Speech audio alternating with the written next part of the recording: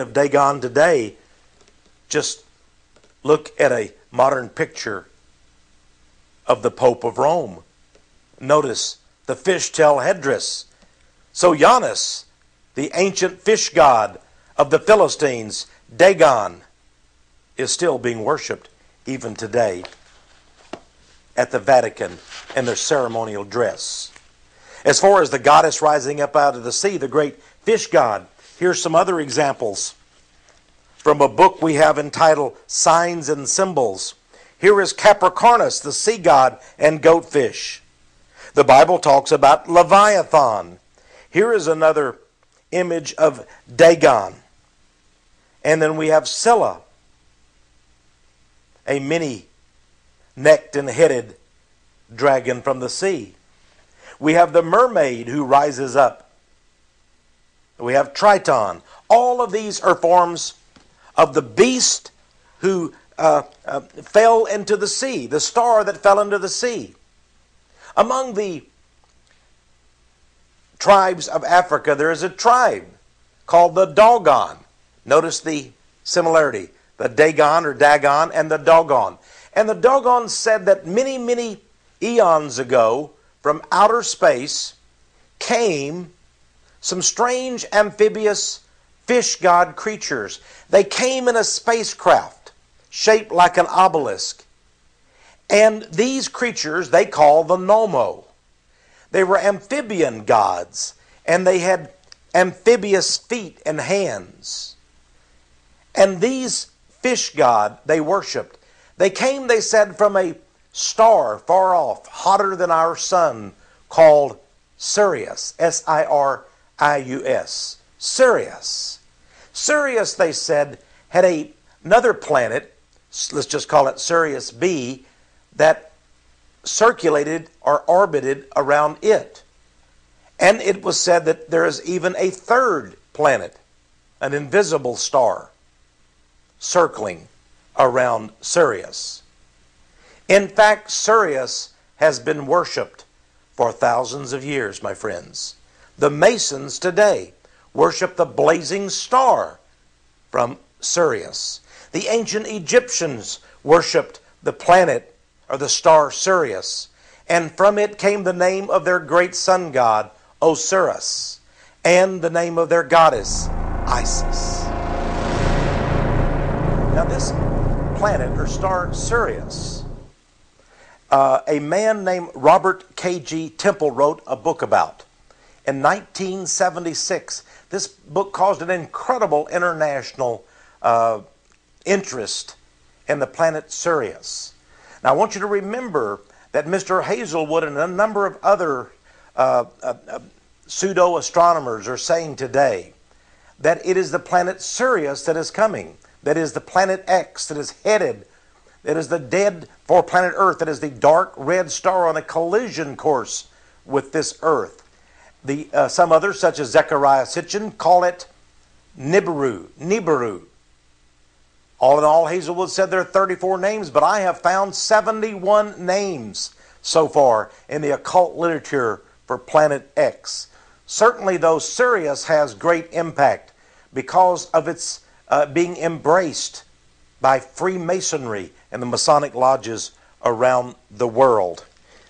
Here is a picture, actually a drawing, by this African tribe. No one knows how they were able to understand that this star Sirius would have a Sirius B satellite or star circulating or orbiting around it. This is an actual drawing that the Dogon tribe of Africa in Mali and West Africa drew.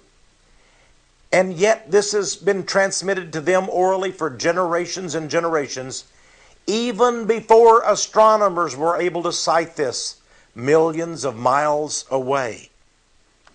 Here's a drawing of the strange spacecraft that they said came down from the heavens, and these amphibious beast fish gods fell into the sea and then came up out of and were able to do supernatural acts.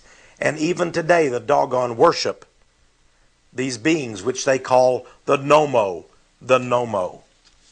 Here's a picture of Albert Pike. Let me tell you a little bit about Albert Pike, the former Sovereign Grand Commander of Freemasonry. Of course, the house of the temple that he caused to be built is just 13 blocks from the White House. Now, in every temple of the Masons, in every lodge, is, of course, the blazing star of Sirius. Now, Sirius in the Egyptian religion was always worshipped as the great star god who was Lord of the underworld. Isn't that interesting that Masons would worship the same being known as the blazing star? And their pentagram, the pentagram of the planet, the star god Sirius, is found in almost every Masonic lodge today, as well as the great temple of the Mormons in Salt Lake City. Here from France was a movie called Forces Occultes that discussed Masonry and this planet.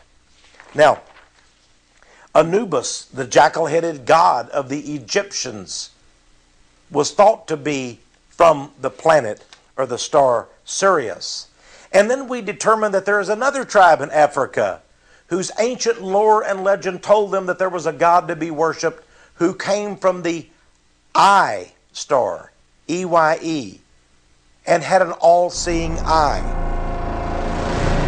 Not too long ago, the Hubble Eye on the Universe, let's just call it, the space telescope, gave us this picture. It was in the National Geographic magazine. One wonders if this has something to do with the great eye star known as Sirius.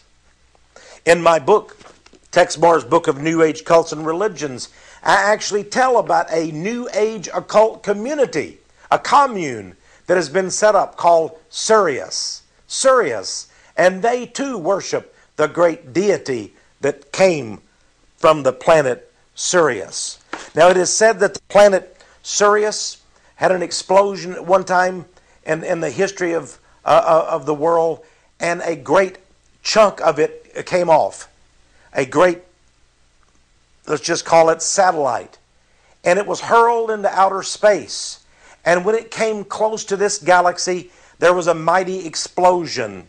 The planet Saturn, they said, was very primary at that time, but it began to recede, to fall.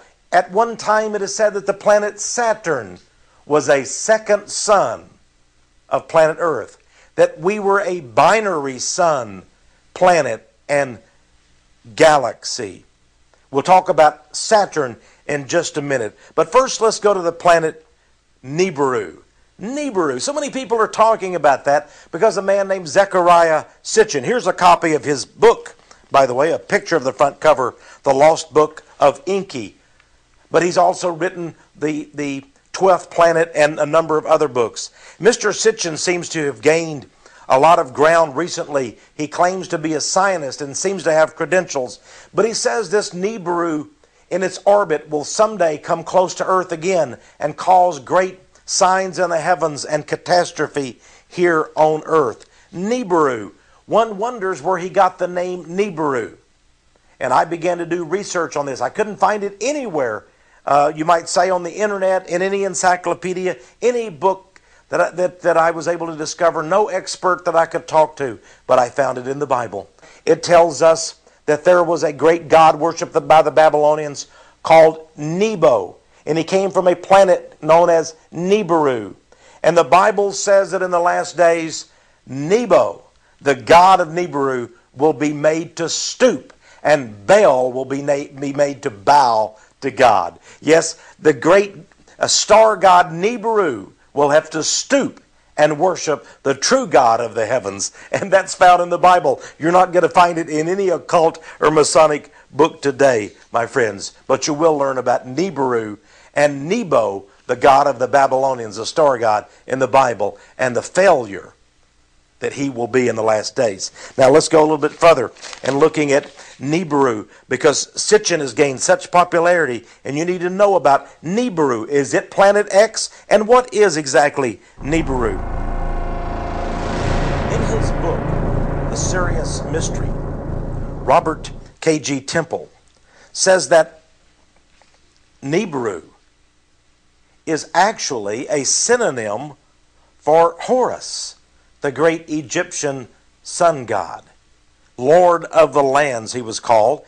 And Horus also is a synonym for the dog star.